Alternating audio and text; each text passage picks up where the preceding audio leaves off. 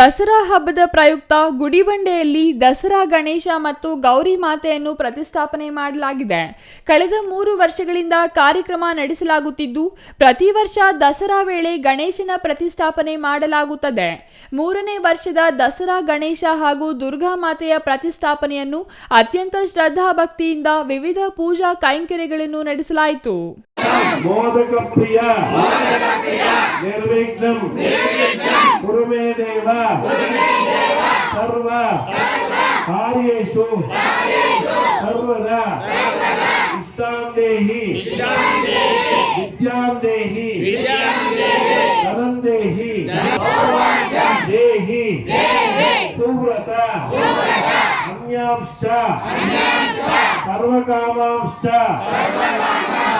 ದೇಹಿ ದೇವ ನಮೋಸ್ತುತೆ.